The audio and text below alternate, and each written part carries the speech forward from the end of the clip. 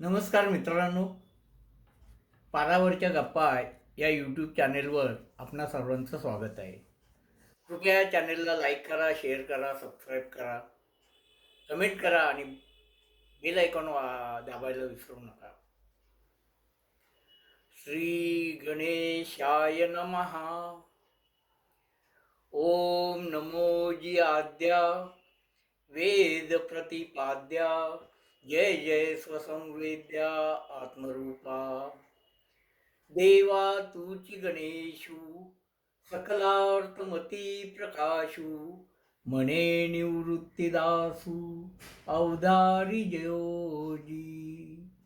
ग्रंथ ज्ञानेश्वरी, अध्याय पहिला, ओवी संख्या 1 आणि 2. मित्रांनो, असं म्हणतात की कोणत्याही चांगल्या कामाची सुरुवात ही गणेशाच्या नमस्काराने किंवा आणि आशीर्वादाने करण्याची पद्धत आहे. सुदैवाने आता गणेशोत्सव चालू आहे. महाराष्ट्रामध्ये घराघरामध्ये गणपतीची स्थापना झालेली आहे आणि अशा या सुंदर कालखंडामध्ये एका गणेश भेटीची चर्चा आज वेगवेगळ्या पातळीवर सुरू आहे. कोणती घटना? आपले माननीय पंतप्रधान श्री नरेंद्र मोदी यांनी आपले सरन्यायाधीश चंद्रचूड यांच्या घरी जाऊन गणपतीचं दर्शन घेतलं, त्याची आरती केली. आता या घटनेतने काय फार मोठा फरक पडणार आहे असं नाहीये. ही अतिशय गंभीर बाब आहे. दोन सर्वोच्च पदी असणाऱ्या घटनात्मक व्यक्तींनी घटनाबाह्य दर्शन केलेलं आहे. प्रश्न असा आहे की मोदी स्वतःहून गेले की मोदींना निमंत्रण होतं? जर मोदी स्वतःहून गेले असतील तर त्यांनी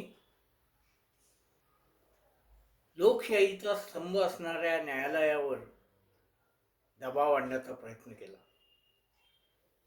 आणि खरं म्हणजे न्यायमूर्तींनी यांचा निषेध करायला हवा. आणि जर सरन्यायाधीशांनी पंतप्रधानांना निमंत्रण दिलं असेल तर त्या तिथे चुकीची गोष्ट आहे, चुकीचा पायंडा आहे. अशी घटनाबाह्य घटना आजपर्यंत इतिहासात कधी घडली नाही आणि ह्याची सुरुवात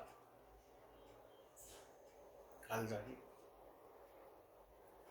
मी म्हणाल की या बातमीने काय फरक पडतो? या बातमीने महासागराचे तळ ढवळून निघतील.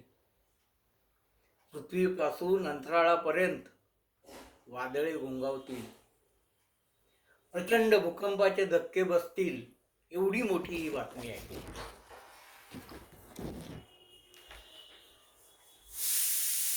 एवढंच नाही तर जगातल्या महासत्ता उलटून पडतील. सगळ्या जगावरचे शेअर मार्केट क्रॅश होतील. तुम्हाला वाटत असेल की मी उगीच काहीतरी बडबडतोय. तसं नाहीये. एवढी मोठी घटनाबाह्य घटना किंवा घटनाबाह्य कृती दोघांकडून घडलीच कशी? आणि याच्यामुळे आपल्या लोकतंत्राची किती हानी होणार आहे, लोकशाही किती धोक्यात येणार आहे, या दोघांना कल्पना नाही आहे. मी काही कायद्याचा जाणकार नाही आहे किंवा ही घटना घडली किंवा नाही याचा मी प्रत्यक्ष साक्षीदार पण नाही आहे. पण उडत उडत कानी आलेल्या या घटनेने माझी तर झोप उडाली. चक्क पंतप्रधान सरन्यायाधीशांच्या घरी, आणि ते पण गणेश आरतीला. मित्रहो, लोकांचा जनतंत्रावरील विश्वास कायमचा नष्ट होईल. आपला देश सेक्युलर आहे, ही जी जगातली आपली जी प्रतिमा आहे ही एका क्षणात नष्ट होईल. आणि यामुळे हिंदू किती बोकाळतील याची कल्पना आहे. अन्य धर्मियांना किती असुरक्षित वाटेल याची काडी मात्र तरी कल्पना या दोघांना आहे का? आपल्या देशातल्या सेक्युलर नेत्यांची यांनी आतापर्यंत आपले प्राण, प्रतिष्ठा, श्रम कोणाला लावलेत, त्याची किती हानी होईल.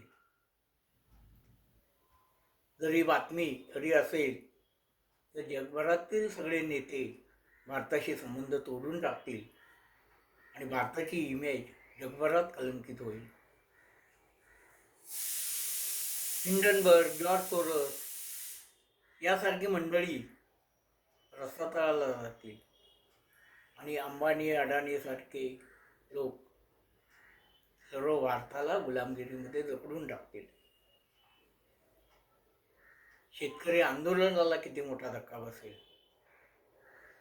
57 मुस्लिम देशांमध्ये कल्लोळ माजेल. पाकिस्तानसारख्या गरीब रिपब्लिकन देशामध्ये असुरक्षिततेची भावना निर्माण होईल. डावी आघाडी, काँग्रेस यांची किती मोठ्या प्रमाणात हानी होईल. बिचारे आतंकवादी, दहशतवादी जीव मुठीत घेऊन धावतील. अनेक NGO उपाशी मरतील आणि डेंग्यू, मलेरिया सारखा असणारा हा हिंदू धर्म किती बोकाळेल. आणि जर काही पंतप्रधान आणि सरन्यायाधीशांमध्ये जर काही गुप्त चर्चा होऊन सरन्यायाधीशांना काही आमिष दाखवली असतील तर आपली लोकशाही तर पूर्णपणे धोक्यात असणार. कारण सरन्यायाधीश सगळे निर्णय जनतंत्राच्या विरोधात घेतील आणि भारताच्या एका हुकुमशाहीच्या युगाला प्रारंभ होईल. आणि ही सगळी या सगळ्या घटनांची नांदी या छोट्याशा आरतीमध्ये आहे.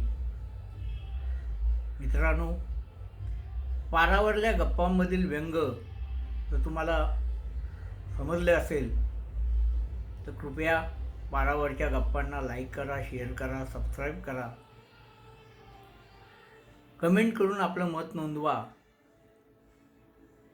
बेल आयकॉन दाबायला विसरू नका. धन्यवाद.